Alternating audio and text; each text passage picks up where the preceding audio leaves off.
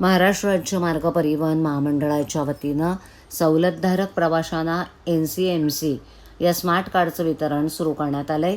त्यासाठी राज्यभरात 3000हून अधिक अधिकृत विक्रेत्यांची नियुक्ती करण्यात आली असून प्रत्येक आगार आणि प्रमुख बसस्थानकांवरही ही कार्ड उपलब्ध करून देण्यात येत आहेत।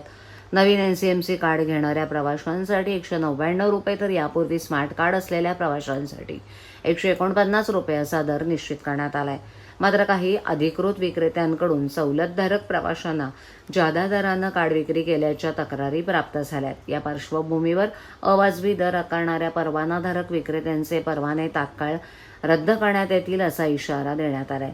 दरम्यान ST महामंडळानं प्रवाशांना दिल्या जाणाऱ्या सवलती आणि अधिक सुसंगत, पारदर्शक आणि डिजिटल पद्धतीनं देण्यासाठी NCMC कार्ड कार्यप्रणाली लागू करण्याचा निर्णय घेण्यात आलाय।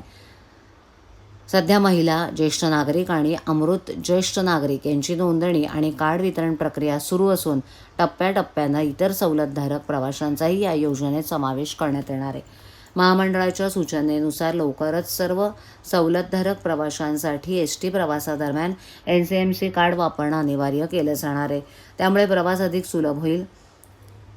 तसंच NCMC कार्डद्वारे तिकीट वितरण, कार्ड टॉप अप आणि इतर व्यवहारांसंबंधी एकसंघ मानक कार्यपद्धती निश्चित करण्यात आली आहे। या उपक्रमामुळे ST सेवा आधुनिक, पारदर्शक आणि प्रवासी केंद्रित होण्याच्या दिशेनं महत्त्वाचं पाऊल टाकत असल्याचं मंत्री सरनाईक यांनी नमूद केलं।